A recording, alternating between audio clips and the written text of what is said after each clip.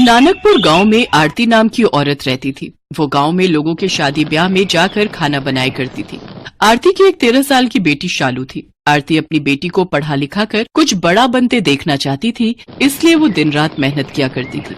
एक रोज, आ गई माँ तुम? हाँ शालू, लेकिन आजकल शादियां नहीं है तो कहीं भी कोई काम ही नहीं मिला। कोई बात नहीं माँ, आप हाँफ रही हो, पहले बैठ जाओ और थोड़ा आराम कर लो। सुबह की निकली हुई हो, अब थक गई होंगी, मैं आपके लिए पानी लेकर आती हूँ। पानी पिलाने के बाद शालू रसोई में जाती है और खाने की प्लेट लेकर बाहर आती है। भूल जाओगे सारे गम जब खाओगे शालू के हाथों के अंडा चावल। खाना देख आरती गुस्से में आ जाती है। क्या चाहती है तू शालू? इस घर में एक और नौकर? मैं पैसे जोड़ती हूँ कि तुझे ग्रेजुएट बना सकूं, लेकिन एक तू है कि जिसके हाथों से करछी बेलन छूटने का नाम ही नहीं ले रहा। क्या हुआ माँ? तुझसे कितनी बार कहा है कि तू बस अपनी पढ़ाई पर ध्यान दे, घर के ये सब काम रहने दिया कर। सॉरी माँ, मुझे लगा आप थकी होंगी तो आज मैं ही खाना बनाकर रख दूं। मेरी बच्ची अपनी माँ का कितना ख्याल रखती है। चल अब जल्दी से खाना खा लेते हैं। अगली सुबह आरती शालू से कहती है, अरे शालू, आज तुम्हारे स्कूल की छुट्टी है ना, तो तुम घर पर ही रहना और घर का ख्याल रखना। ठीक है माँ, लेकिन तुम कहाँ जा रही हो? आज फिर काम ढूंढने जाती हूँ, शायद कहीं खाना बनाने का कोई काम मिल जाए। ये कहकर आरती काम की तलाश में निकल जाती है। ये सब क्या हो रहा है और क्यों? अब बस बहुत हुआ। जरूरी नहीं कि पढ़ लिख कर ही बड़ा आदमी बना जाए। अब मैं अपना खाना बनाने के शौक को ही अपना काम बनाऊंगी और खूब नाम कमाऊंगी। मेरी मजबूरी ही अब मुझे मुकम्मल करेगी। शाम को जब आरती फिर खाली हाथ घर आती है तो शालू अपनी माँ से कहती है, माँ, आपने जो मेरी शादी के लिए थोड़े पैसे जोड़कर रखे हैं, क्यों ना हम उन पैसों से एक ढाबा शुरू करें? आप भी कब तक क्यों लोगों के घरों में जाकर खाना बनाने का काम करती रहेंगी? जो मेहनत हम दूसरों के लिए करते हैं वो मेहनत हम क्यों ना खुद के लिए करें? हम दोनों मिलकर उसको एक मुकाम तक लेकर जाएंगे। एक छोटी सी दुकान को बड़े से होटल में बदलना है मुझे।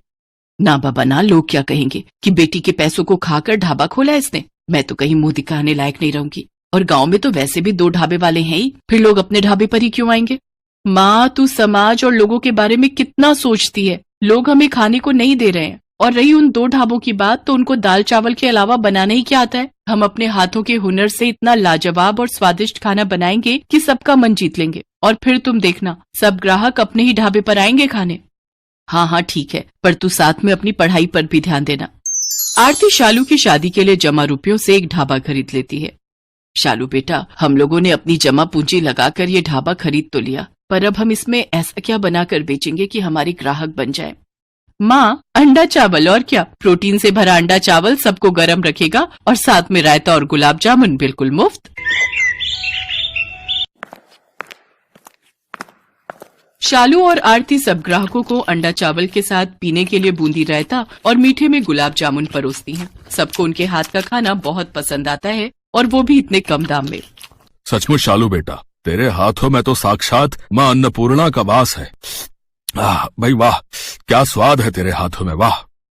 हाँ आरती बहन, तू तो बड़ी ही भाग्यशाली है जो इतनी होनहार बेटी तुझे मिली है। धीरे धीरे गांव भर में उनका ढाबा बहुत मशहूर हो जाता है, और उनके यहाँ ग्राहकों की भीड़ लगनी शुरू हो जाती है। शालू और आरती की दुकान अब काफी अच्छे से चलने लग जाती है, जिससे दूसरे ढाबे वाले उससे जलने लगते हैं। उसकी सफलता देख बगल के ढाबे वाला मंगत राम कहता है, इन माँ बेटी ने मिलकर हमारे काम की वाट लगा रखी है। लगता है इन दोनों को मजा चखाना ही पड़ेगा। अगले दिन मंगत राम ने अपने 2 गुंडों जग्गू और कालू को शालू के ढाबे पर भेज दिया, जहां पहुंचकर वो दोनों शालू की माँ आरती से बदतमीजी करने लगते हैं और कहते हैं, अरे सुनो छमिया, अगर तूने जल्द से जल्द इस ढाबे को बंद नहीं किया ना तो इसका अंजाम बहुत बुरा होगा बे। ये सब क्या बेकार की हरकत है? मालिक का कहना है कि ये ढाबा तुम जल्द बंद कर दो, समझे? नहीं तो आगे का अंजाम तो तुम दोनों जानते ही हो।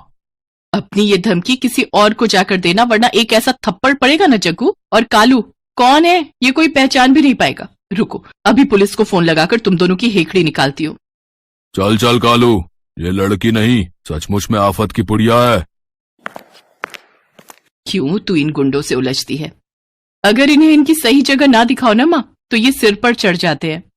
जग्गू और कालू ये सारी बात जाकर मंगत राम को बताते हैं, पर मंगत राम आखिर कहाँ शांत बैठने वाला था। उसे एक चाल सूझती है और वो कुछ अंडे के आकार के पत्थर लेता है और उन्हें सफेद रंग से पेंट कर देता है, और फिर आधी रात को जाकर शालू के ढाबे में अंडों की जगह उन्हें रख देता है। अगले दिन जब आरती और शालू अंडा चावल बनाने की तैयारी कर रही होती हैं, तभी शालू की नजर उन अंडों पर जाती है।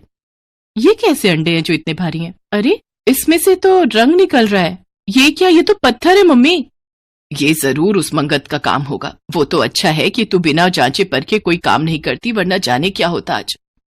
अब तो हद ही हो गई मम्मी। अब आज रात को अपने इस ढाबे की रखवाली मैं खुद करूंगी और उस मंगत राम का ढाबा तो मैं बंद करवाऊंगी। उधर मंगत राम कब से किसी हलचल के इंतजार में बैठा था। ये अभी तक उनके ढाबे में कोई हंगामा क्यों नहीं हुआ? लगता है अंडे ठीक से अभी उबले नहीं।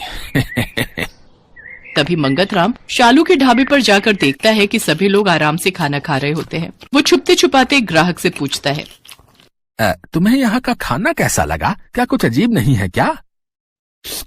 अरे नहीं भाई, ये खाना तो बल्कि बहुत स्वादिष्ट है। आहा, अब ऐसा कैसे हो सकता है? लगता है तरकीब फेल हो गई। कोई नहीं, आज कोई नई तरकीब आजमाऊंगा। शाम को मंगत राम सफेद कंकड़ लेकर शालू के ढाबे में जाता है। आज तो ये सफेद कंकड़ चावल में मिला दूंगा, फिर देखता हूँ कैसे चलता है इन माँ बेटी का ढाबा।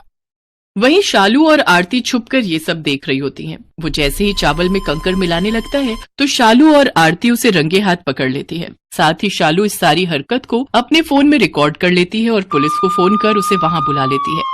मंगत चाचा, अगर कंपटीशन करना ही है तो सामने आकर करो। अगर इस तरह के काम करोगे तो फिर तो जेल की हवा खानी ही पड़ेगी। इसके बाद शालू और आरती अगले दिन से फिर से अपने काम धंधों में लग जाते हैं। कुछ दिनों बाद उनके गांव में एक फूड कंपटीशन होता है, जिसमें जीतने वाले को 5 लाख इनाम देने की घोषणा होती है। शालू भी उस प्रतियोगिता में हिस्सा लेती है और वो अपने अंडा चावल की रेसिपी वहां पर बनाती है। इतने बड़े कंपटीशन को जीतने के लिए आपने इतनी साधारण सी डिश को क्यों चुना? आपको एक बार भी नहीं लगा कि आप रिजेक्ट हो सकती हैं? नहीं साहब, ये अंडा चावल ही मेरा घर चलाता है और इसकी वजह से ही मेरा ढाबा गांव भर में फेमस है, इसलिए मैंने यही बनाना उचित समझा। जजेस जब वो अंडा चावल टेस्ट करते हैं तो उन्हें खाकर हैरान रह जाते हैं। उन्होंने जिसे बहुत साधारण डिश समझा था वो बहुत ही लाजवाब होती है। वाह, इतना यमी अंडा चावल मैंने आज तक नहीं खाया। क्या आप अंडा चावल की ये रेसिपी मेरे साथ शेयर करेंगे? मैं इसे अपने होटल में अप्लाई करना चाहता हूँ। एंड यू डोंट वरी, इनाम के साथ साथ इस रेसिपी को शेयर करने के लिए मैं आपको अलग से पेमेंट करूंगा। जी जरूर सर, ये तो मेरे लिए खुशी की बात होगी जो इतने बड़े होटल में मेरी रेसिपी के अंडा चावल बनेंगे। शालू ये कंपटीशन जीत जाती है और अब उसका ढाबा और भी अच्छा चलने लगता है। आरती और शालू के दिन बदल जाते हैं और अब वो उसी गांव में खुद का बड़ा सा होटल खोल लेती है और उसमें अपना अंडा चावल की डिश को उस होटल की स्पेशलिटी के तौर पर रखती है। धीरे धीरे शहरों से टूरिस्ट आकर उसके होटल में ठहरने लगते हैं और उसके यहाँ का फेमस अंडा चावल खाते हैं। साथ ही वो अपने होटल के खाने के रेट भी बड़े ही साधारण रखती है, जिससे कि टूरिस्टों के साथ साथ गांव वाले भी उसके अंडे चावल का स्वाद चख सके। इस तरह शालू और आरती अपने होटल को बड़े ही अच्छे ढंग से चलाती हैं। साथ ही शालू अपनी पढ़ाई पर भी पूरा ध्यान देकर क्लास में अच्छे नंबरों से पास होती है।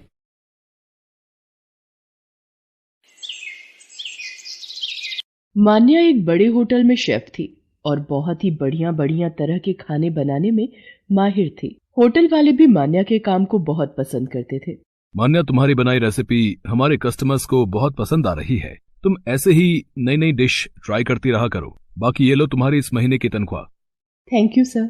आज सैलरी मिली है, क्यों ना माँ के लिए एक नई शॉल खरीद लूं। ठंड का मौसम भी आने वाला है और राहुल भी बहुत समय से नया बैट खरीदने के लिए कह रहा था। उसका जन्मदिन भी आने वाला है, उसके लिए एक बैट खरीद लेती हूँ। मान्या अपनी माँ के लिए शॉल और अपने छोटे भाई के लिए एक बैट खरीद कर घर पहुंचती है।